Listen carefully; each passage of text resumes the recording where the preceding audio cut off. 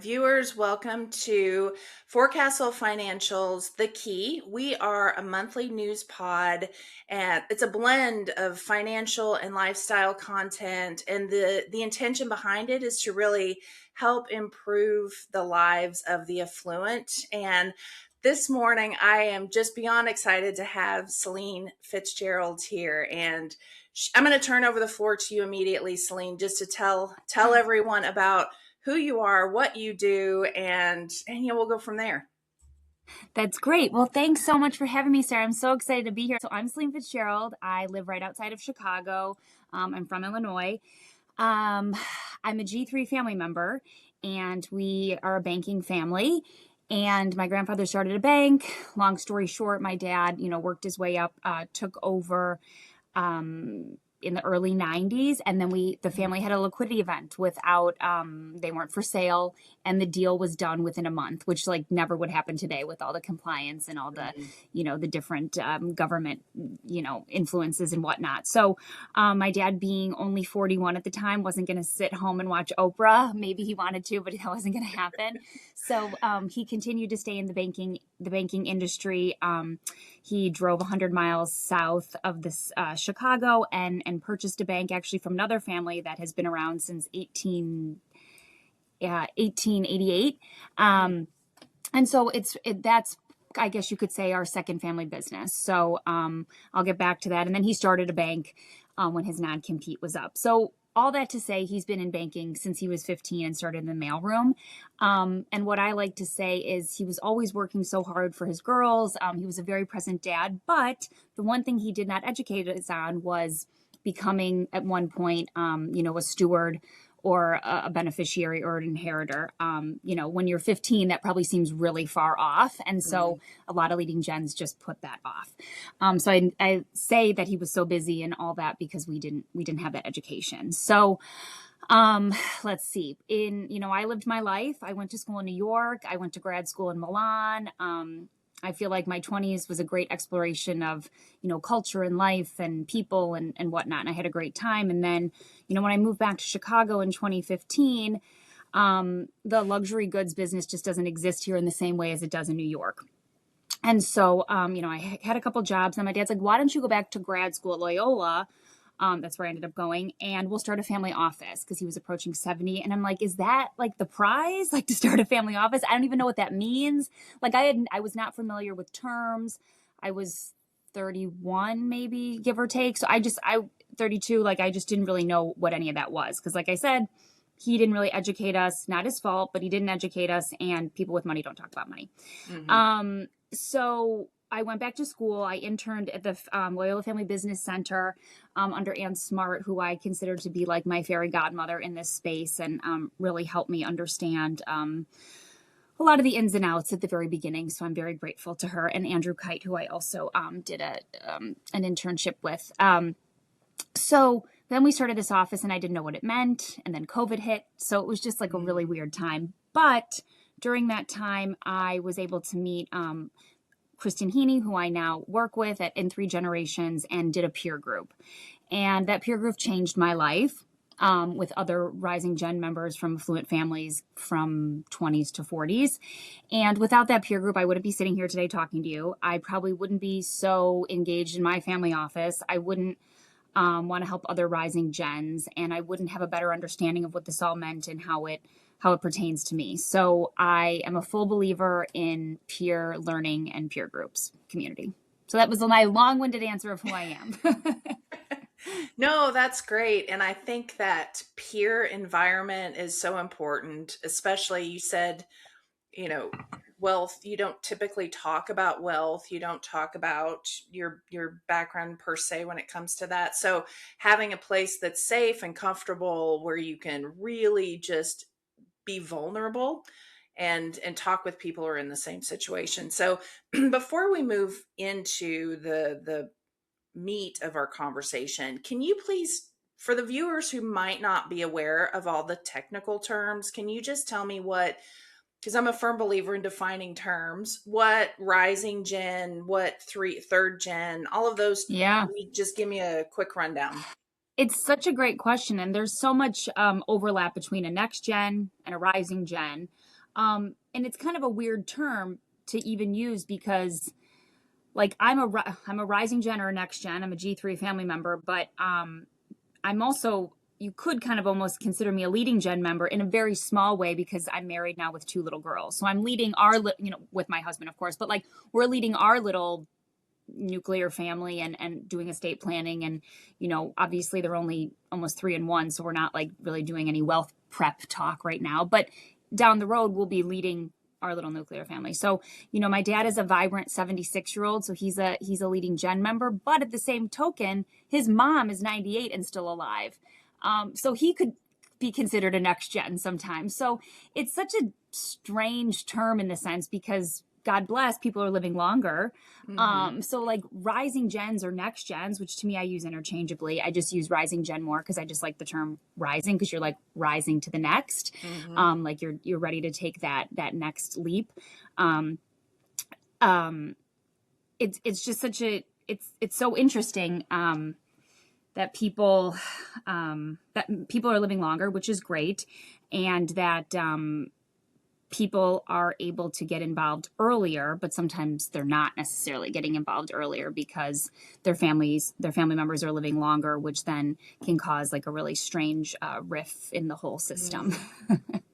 Sure.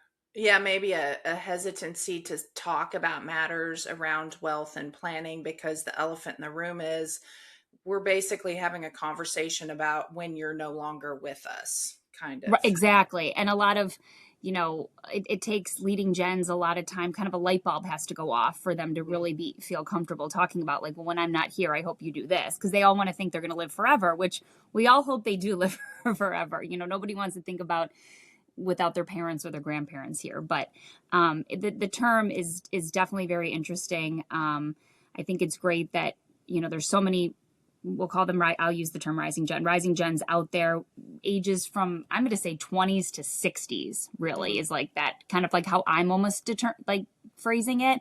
College to 60s, because people in their 60s, their parents are sometimes in their 80s and 90s still running an operating business. So I think they're hungry. They're hungry to be involved. They're hungry to learn.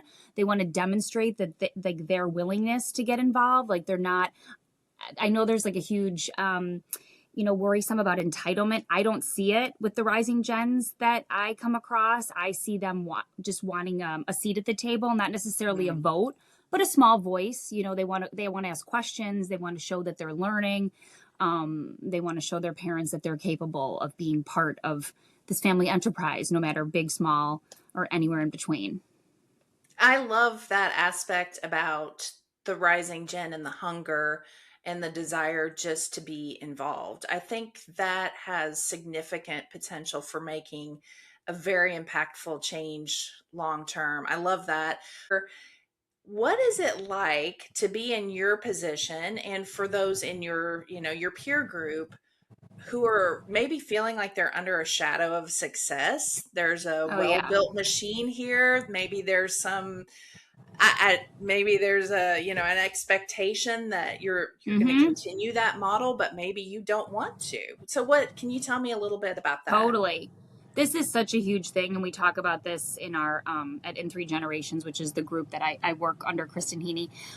We have like a community of rising gens, and this is tough because even I've been thinking about this a lot recently. So my dad's the eldest of 5, and he was the one that whether he showed the most promise or he showed the most interest in the banking world, he really rose up to be, CEO under my grandfather. And then his brother under him was CFO. So they were probably both like very close in ability and interest. But, they were both males. So it's really interesting. So like, it's only my sister and I, but I'm the oldest. So I like to think, I'm more like my dad in that regard, but I never wanted to be in banking. I had one internship at Smith Barney as a senior in college. And the next day the stock market crashed like in '08. And I was just like, okay, well, this isn't anywhere I'm going to be. I'm going to go back to like luxury goods and hopefully find a job there as an analyst. So I do wonder about the expectations versus a male and a female. I've been like talking about that a lot recently because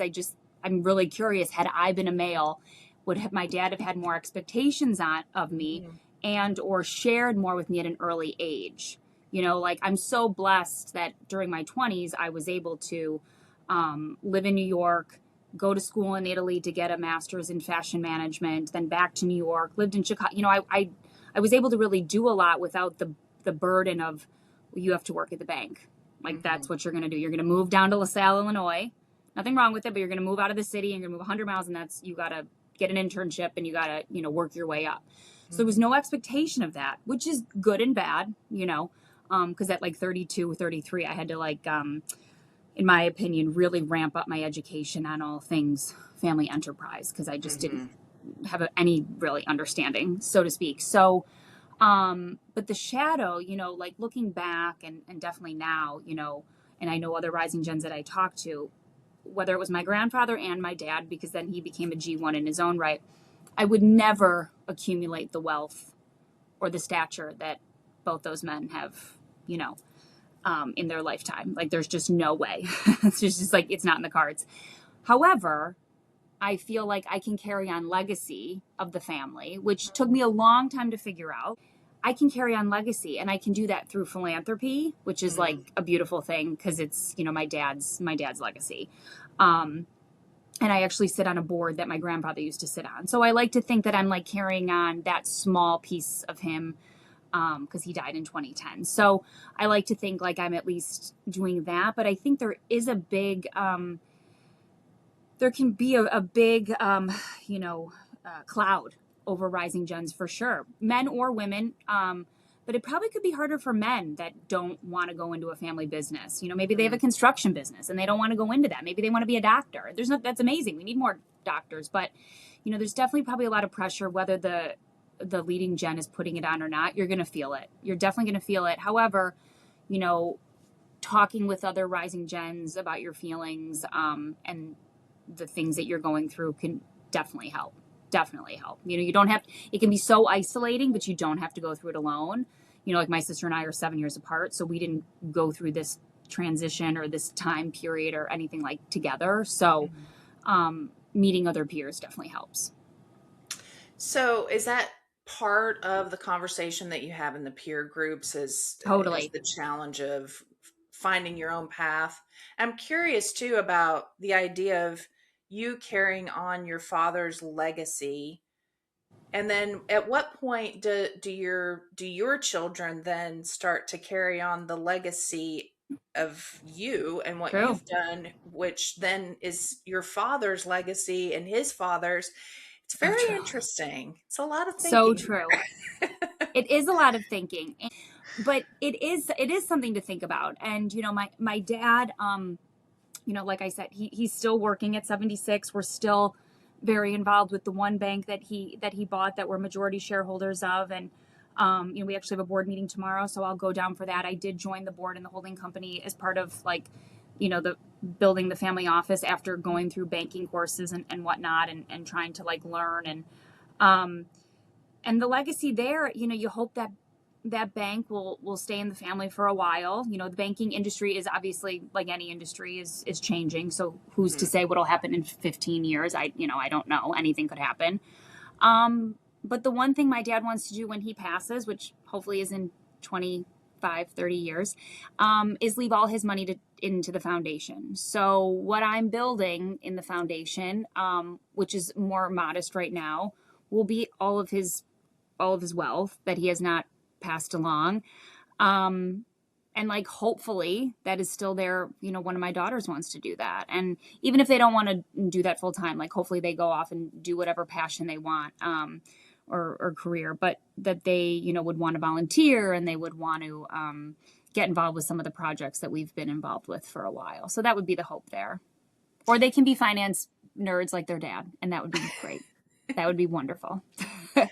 Well, given that you're running a family office, I'd say that you are probably astute at finance at this Well, point in the game. Um, luckily, ChatGPT these days can be quite helpful. Chat GPT, yeah, that's a whole nother It's conversation. scary. It's scary, but it can be helpful. It can be helpful. It can definitely point you in the right direction and then lead you to an advisor to help you be guided through the rest of the way. Totally. Um, but so with the peer groups, what do you do to foster that environment of safety, of comfort, Yep. so that when these sorts of conversations about that shadow of success come up, and they really do feel empowered to talk and fully Yep. engaged with the rest of the group? In my 20s, my dad had tried to get me involved with some other groups when I lived out in New York, like a junior YPO or I don't know, different things. And none of it clicked. None of it worked. I don't know if it was the moderator. I don't know if it was the content. I don't know if it was the other participants, but they didn't work. When I got into Kristen's peer group, I mean, it just night and day. And I think she's part of the magic, 100%. So she can't retire. I mean, she really is truly part of the magic because she is a RisingGen as well. She's G2, but she's about 10 years older than I am. So she's really gone through a lot of this, more than I have. And like her kids are older. So she's also a leading gen member. So she's doing both at the same time. But she fosters such a beautiful and safe space for people to come because she's been doing this work for well over a decade. So she's seen so much more than I have. But she really she gives people the space to talk. She like asks the right questions. She developed the most beautiful and thoughtful content like I've ever seen, where it's, talking about, your wealth narrative and how you feel about wealth, like things you never would have thought to like ask yourself before, like questions, because you just like wouldn't have thought it. Talking about like being a family champion. Maybe you don't want to work in the family enterprise at all, but like maybe you want to be that person that brings everyone together for a family retreat. And like that's your goal every year, because you're a doctor or a lawyer outside of it. She really helps people think about their life path, their purpose, getting clarity around all this, and helping people just be comfortable, because sometimes people will come to her for a peer group and they want to give all their money away. They're in that's like they don't agree with what their parents are doing and they want to be told. And she's like, that's great. You can do that, but come and join the group first, talk it out, and then like decide. And people change their minds being in the groups. They still want to give money away, of course, but they're not going to like, go give it all away and then, I don't know, live on a farm or something and like don't wear shoes or I don't know, use an outhouse or something. But I mean, people come like that, because they feel so strongly that, we're in the wrong, like that we shouldn't have inherited this and whatnot. And there's a lot of that too. There's a lot of imposter syndrome that comes our way. There's a lot of people thinking like, I didn't deserve this. I shouldn't get this. I should give it away, which of course we all grapple with. My sister was like that when she joined the cohort. She did year 3. So I did year 1. She did year 3. And she was like, had a lot of shame and guilt around all of it, but like by going through it and talking with other people who like would share similar stories, like she finally got an apartment in New York that like the windows locked. I mean, she felt like she had to live so below like her means because she wanted to fit in like with all of her friends and didn't want anyone to ask questions, which is admirable, of course. But my parents were extremely worried about her safety. Sure. Like they were like, okay, your windows actually do not lock. So, there's all that. There's so many there's people that come to us who like really don't have good relationships with their parents. And like for whatever reason, and they'll leave the cohort and they'll be like, I call home once a week now. And you like want to cry. You're like, oh my gosh, like that's amazing. Like it's all these different stories that just come through. And it's something about Kristen. I mean, she's been involved with every single, I think in the fall, we're launching number 13 and 14. So she's been the lead facilitator in each one. And she brings that magic. Like she really does. And my goal in life is for more people to meet Kristen. That's like really my goal. And Well, I'm trying. it sounds like she's got the touch. You mentioned the fall Yeah. groups. Tell me real quickly, and we'll touch again on that at the end, but Sure. tell me when that's happening. Yeah, the RisingGen cohort, which we call it like the Cornerstone program, that's the one that I did. It's a 2-semester program, so that'll launch the end of September. Okay. And that's like the, all the, I hate saying the squishy stuff, but we don't talk anything financial in there. Like there's no, it's all really more talking about like empowerment and confidence and what does the wealth mean to you and how do you feel about it, and talking about, friends and relationships and how do you handle, your family name, maybe, like how do you handle all this, like out in the wild, I guess, so to speak, or like maybe you have you're changing jobs and you're afraid they're going to find out who you are, like all these different kinds of things. And we talk like Trust 101, your impact in the community. I mean, there's a whole, there's 4 modules with all these different themes broken out. Okay. So that's a great one. I love that one. And then Scholars, which is in partnership with Tamron Learning, with another phenomenal program. That's our technical, program. My sister and I actually did that 2 years ago together, which was really fun. And I'm so glad. So Kristen basically, runs a peer group around the self-paced program that Tamron offers, which is so great because Tamron has put so much amazing content into this program. But like, I could never have gotten through it without the accountability of Kristen and like the other, peers. And then we have a couple other programs, like a Core 20s program, which is for people in the decade of their 20s, which is kind of cohort light, if you will. It's more of like an intro to being part of a successful family and really kind of understanding like in a lighter version than the cohort, which really goes deeper in. So very good. Well, thank you for that. And I love that you start with the squishy stuff. I mean, yeah. the financial stuff can be so overwhelming in and of itself. But then you add on this whole complexity of being in a society that, might think, oh, sure, okay, you're wealthy, you've got problems, right? Whatever, and so you've got this place where you can now talk about the anxieties of wealth and Yes.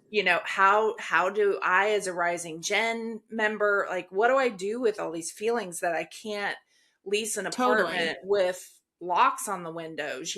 How do I go from feeling like an imposter or feeling like I don't deserve any of this to embracing it and recognizing the benefit of being in my situation? Like, tell me about that. And then what happens on the flip side?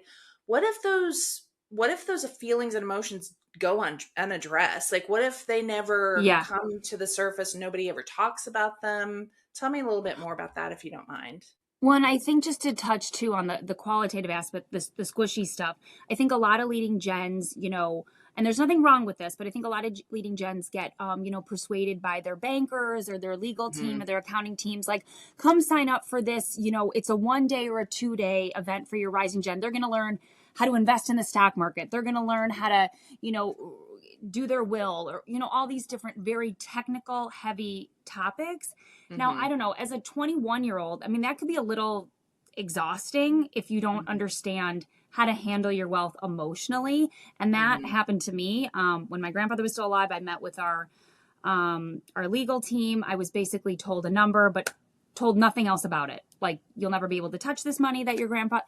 So without the education around becoming an inheritor at some point or a beneficiary, there's no reason to understand the stock market. I mean, yes, you need to understand, but you also need to understand your feelings around it. If you're going to be told that you really never have to work, I mean, everyone should work in some sort of capacity, but if the money you're making is never going to be as much as that you're going to inherit, you have to really grapple with that and think, like, do I want to, go through grueling school to become, MD such and such, or become an attorney, or could I just go give my life and be a social worker? Or, you know what I mean? You have to really grapple with those things, and that can be really like challenging.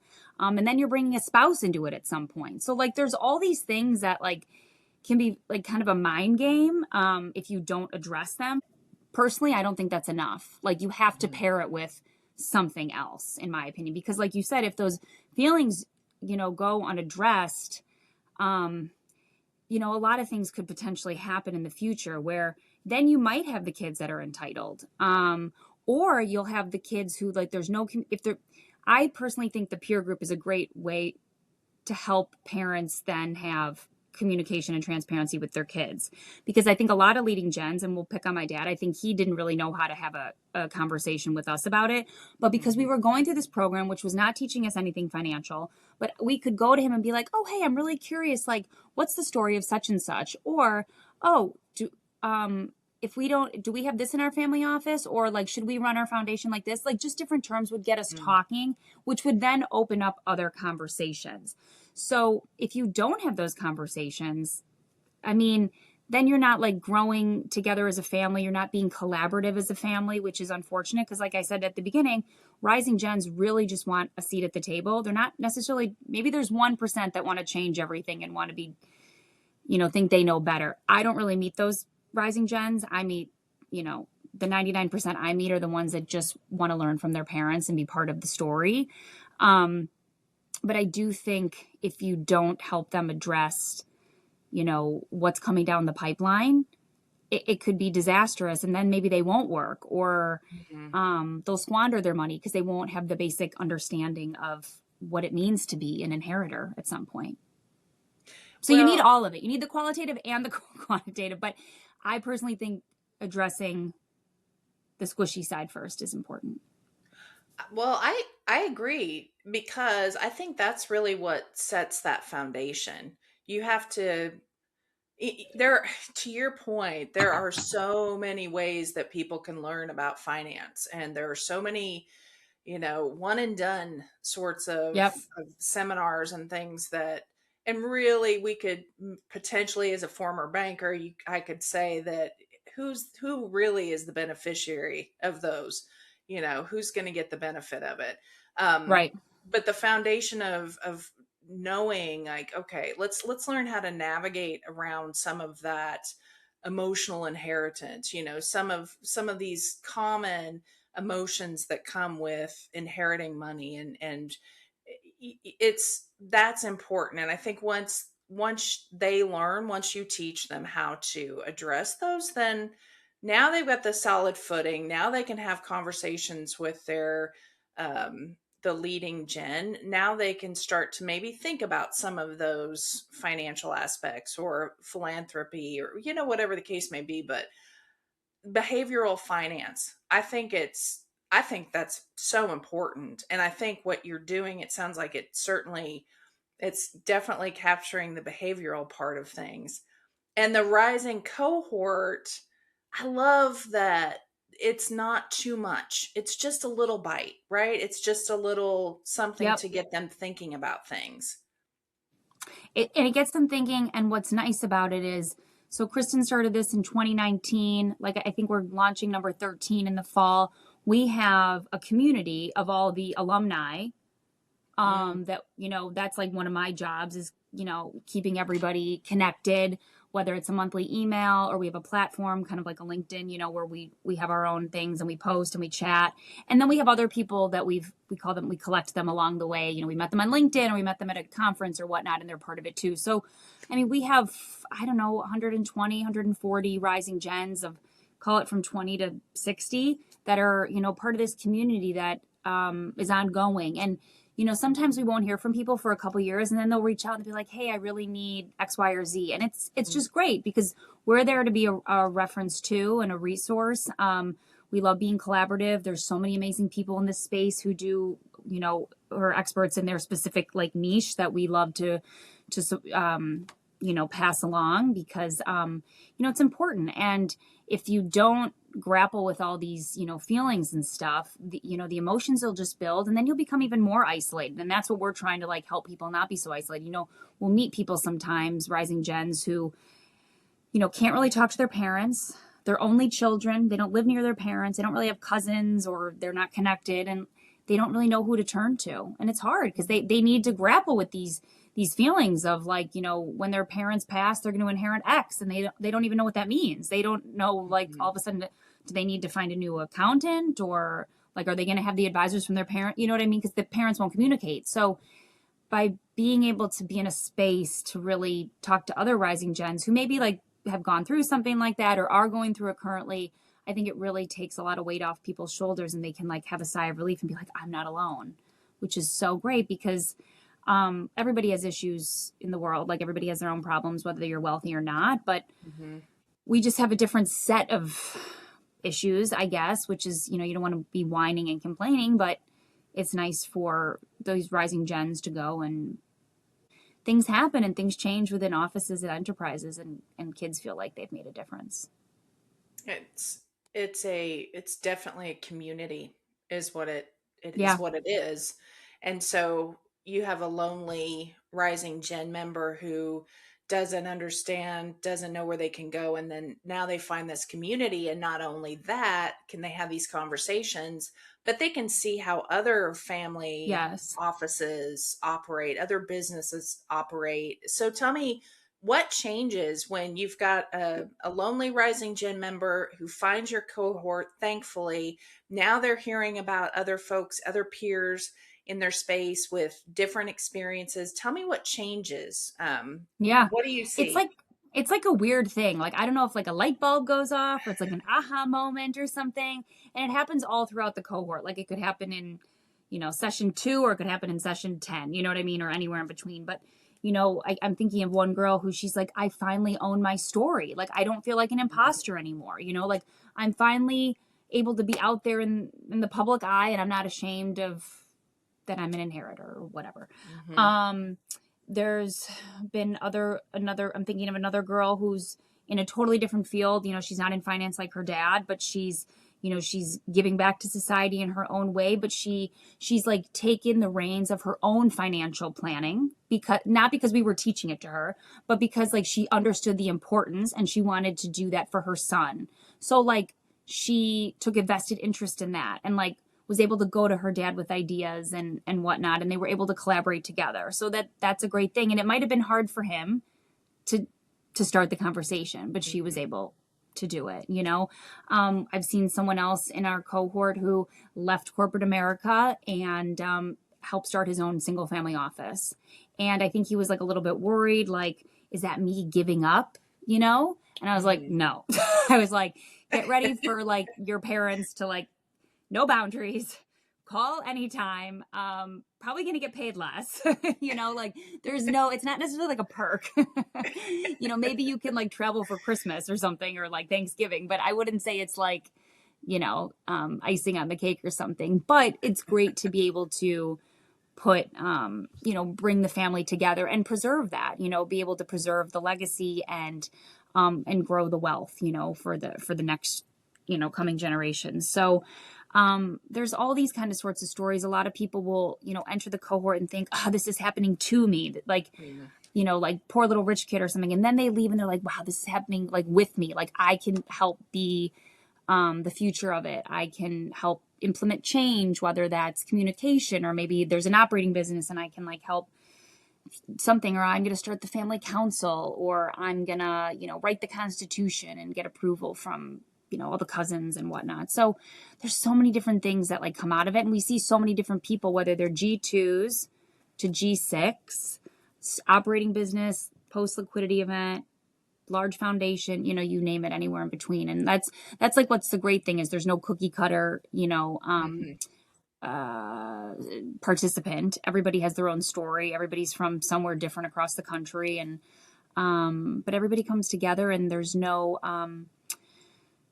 at least in this group, and there's been a lot of us, there's no, no one's obnoxious. There's no, like, I'm this family or that family. There's no discussion of money or AUM, like none of that. It's very people just coming together, genuinely respectful, and just enjoys each other's company. I love that. I love that. And so I know that there has to be a little bit of some technical training that comes along with it. So at what point in time, or I assume that there is, so at what point in time do you see, or is it relevant to talk to the groups and the cohorts about, okay, now as you're becoming more comfortable with your position, now let's talk about stewardship. Now let's talk about how you become a responsible steward. And because I think that light bulb has to come on, right? Where now they're like, oh, why me? This is terrible burden or whatever. I could really do some good with what I've inherited. Totally. Well, one thing we do a pre and post success index that Kristen kind of developed. It's 50 questions, and they take it before and after. And the one thing that goes up every single time is like the financial acumen. because of the curiosity. We're not teaching it. We're not like saying like, go pick this stock, or this is how you, win in the stock market or anything like that. But, or, find this private equity group or whatnot. But people get so curious because of what we're talking about. So they want to go buy Investor 101 and they read it. Or like in my case, because when I went through the program, Fidelity Family Office was a sponsor of the program, and like with Kristen in the inaugural cohort. And so my relationship manager and I now have been talking since 2019, give or take every month, every other month. That was really important because I now have a relationship with him and the team. So God forbid something happens to my dad, like I'm not just going to like, it wouldn't be me, but I'm not just going to pull the business. Do you know what I mean? Because like I've cultivated them, they've cultivated me, which is very important because a lot of times when the leading Gen member passes, the spouse and or kids will pull, assets and go to some other, account manager or something because they don't have a relationship. Right. So I think because of the way Kristen molds the curriculum and whatnot, people get really curious. They want, like I said, they kind of want a seat at the table. So they start wanting to meet like the advisors. We don't say like, tell your dad you need to like sit at the table with your advisors. We kind of like gently say like, oh, it's great to be a part of these things. Have you ever been a part of them? And then some people say yes, some people say no. And then the next thing they email us and they're like, oh, I was part of like the accounting meeting, which is great. Maybe they didn't like give any input, but they were there. So, we do a session on Trust 101, talking about being a beneficiary and like how important that is and understanding the role of the trustee. And obviously every trustee and trust beneficiary is different, the relationship, but understanding the basics of that. And then, we try to offer the tools like a Tamron and whatnot. So those are really important. So, we just kind of really explain what's out there. We like share other resources and say how, this is a big responsibility one day that you'll have, and the stewardship and, understanding the values from those before you. And that kind of will help shape as well your journey, the values and the mindset of the people ahead of you. So that comes with the storytelling and the communication, which you hope is there.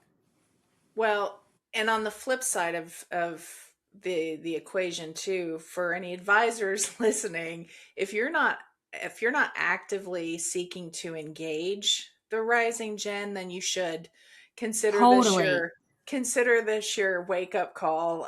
It will do you such good. I mean, my relationship manager was at my wedding. I mean, it's just such a great thing to, especially as a rising gen who I'm not a finance, my brain is just not like wired like that. So to I have someone in my corner who came down to my level, like when I needed him to, is just really great. And that's a tip for advisors out there. Like, get to know the rising gens of the families you're serving, know their birthday, know their kids, know what, it's not like you have to take them to like, a Cubs game or a White Sox game or whatever, but understanding their interests and what they like and, kind of being a quasi friend can go a long way. Yeah, absolutely. And let it be genuine. Let it be a genuine connection and not just, a notation in a CRM. That's frustrating. So if a family enterprise wants to bridge that gap between the technical literacy and the qualitative stewardship, what would you suggest is that first step that they need to take with their rising gen? Oh gosh. Well, I think, yeah, I know that's like such a loaded question because it's like, what's the family? But I do think,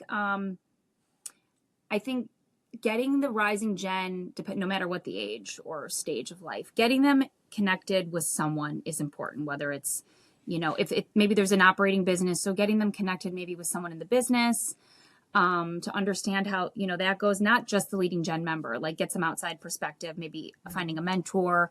Individual coaching can also help depending on their stage of life. Maybe they're trying to figure out their career pursuits. Maybe they're still in college. A peer community, of course, I'm going to drink that Kool-Aid till I die because I found it like very, very beneficial. Bringing them to the table to meet their advisors, I think is really great. There's a lot of small steps you can do before, giving your kid the CEO role at the company, which I'm not advocating for that by any means. But, and communication and transparency. You know, sprinkle it on in little steps, because we've seen different things. If you're not transparent with your kids at all, they might assume that one day they're going to inherit 50, 100, 200 million dollars. Maybe you're leaving it all to charity. But if you don't tell them that, it's going to be a big problem at the funeral. You know, so, or on the flip side, maybe this rising gen is too afraid to buy groceries, but they have access to funds they don't realize. So, you know, there's a good, I don't think it's going to create entitlement by telling them at some point their life might change. Maybe their life has already changed. But I think, you know, if you want your child to go on and pursue passions that don't involve like a large paycheck, you know, just be honest with them and transparent with them. But you can have expectations. I think having clear set boundaries and expectations, like you're not going to get X unless you at least do Y and Z. So I think communication's huge. I know it can be really hard. There's a lot of great coaches out there that can like help, you know, that with leading gens, but getting your rising gens, you know, connected with other peers so they don't feel isolated is huge. Huge. Yeah. Well, before we say goodbye, tell me what do you have any last thoughts? And of course, make sure to tell everyone where they can find you, where they can find info about the cohort. Tamarin, if you want to mention them too. Yep. Tamarin. Yep. So I work with Kristen Heaney at in3generations.com. You know, we do a lot of peer groups. We also have 2 free groups, one for rising gens, one for leading gens. We always are welcoming new people. And those are like a great way to get to meet us. We are recruiting for the fall, which will be very exciting. And Tamarin, a partnership with Tamarin Learning is one of those programs. And I think something I said recently about the leading gens, I said that rising gens should have grace for the leading gen. And that took me a really long time to say, because I always wanted to say, oh, my dad did it wrong, you know, like give him a hard time. Even though I love my dad, we work together, you know, whatever. You know, he's great, but I always wanted to like throw stones at him. But, you know, leading gens are doing the best that they can without a rule book necessarily. There's no like cookie cutter rule book for this or playbook. But for leading gens on the flip side, what I would like to say for them, for the rising gens, give your rising gen a chance. They're not just after your money. They're not just after like the fame and the success of like becoming you. They're never going to become, most likely 99% of them are never going to become this amazing CEO like you might have been. But they can carry on the family legacy. They can carry your values on, and they can make you really proud if you give them a chance and just sometimes listen to them. That's all you have to do is just sometimes listen to them and give them a seat. You don't have to give them a vote, but just give them a seat. I love it. I love it. Well, thank you so much, Celine. This has been fantastic. And yeah, thank you for having me. Well, sure. And I encourage everyone to reach out to you directly and learn more about the cohorts and share with those who might have a need to. Yep, I'm all over LinkedIn. Whether it's cringy or not, I'm all over it. So, well, on that note, thank you so much, and we'll be in touch soon. Perfect.